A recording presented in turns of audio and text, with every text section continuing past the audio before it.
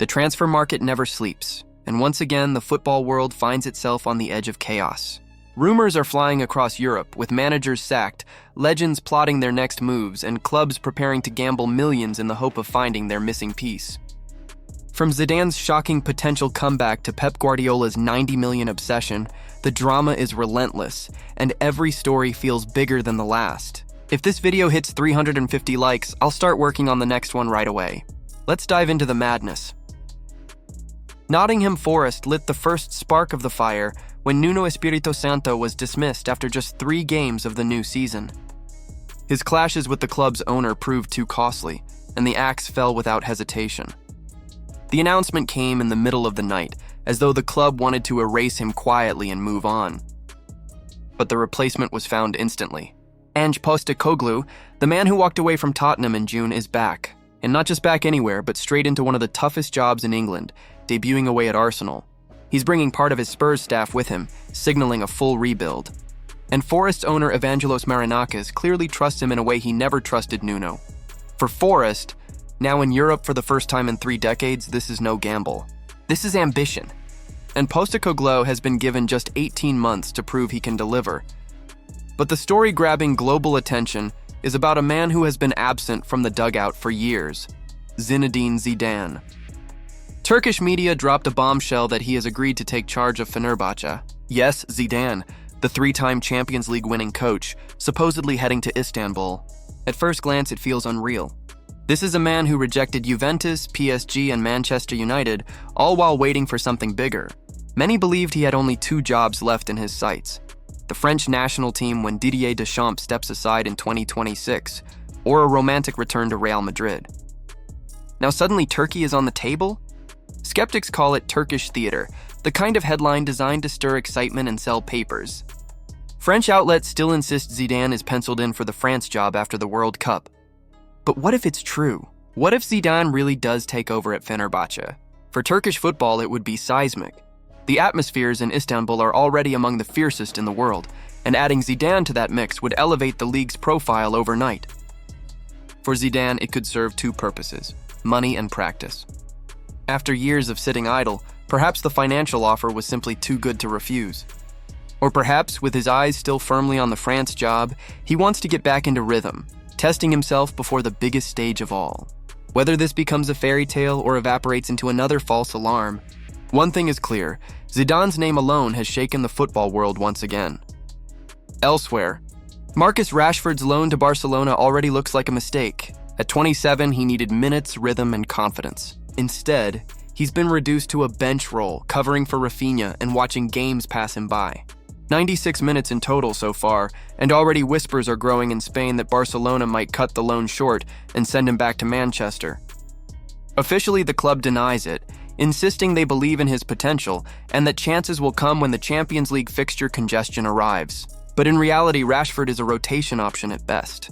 It raises the uncomfortable question: why leave Aston Villa, where he was thriving as the star man, for Barcelona, where he was always destined to be a backup? Ambition drove him, but ambition without common sense can kill a career. His wages are huge, his adaptation slow, and Barcelona may already be regretting the deal. For Rashford, the danger is becoming a cautionary tale, proof that sometimes the grass isn't greener on the other side. And while Barcelona wrestle with that decision, Manchester City find themselves locked in a different kind of battle, not on the pitch, but in the courtroom.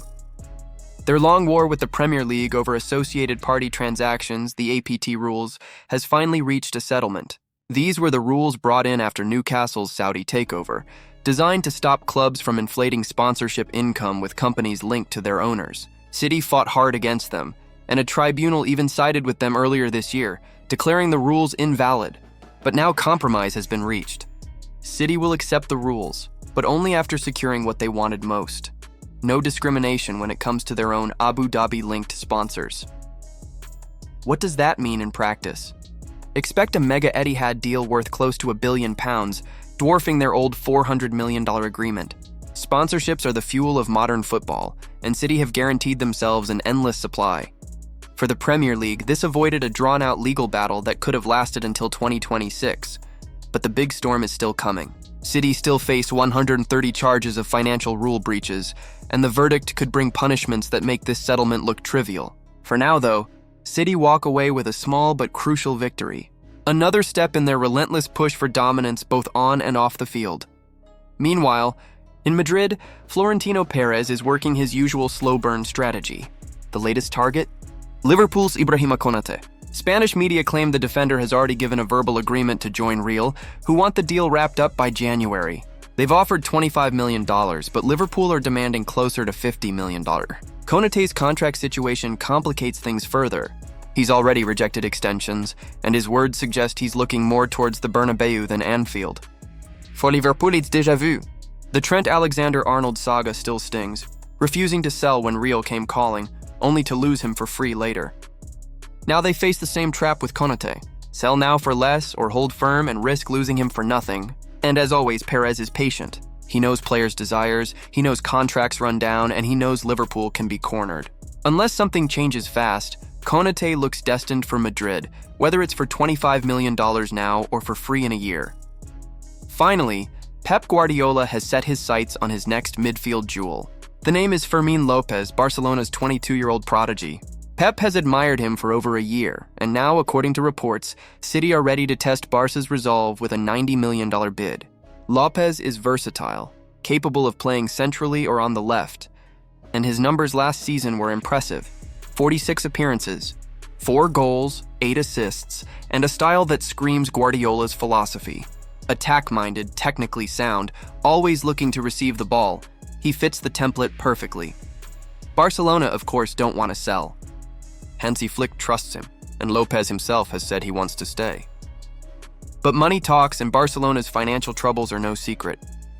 They're holding out for $90 million, a figure City can easily match, especially with Chelsea lurking in the background.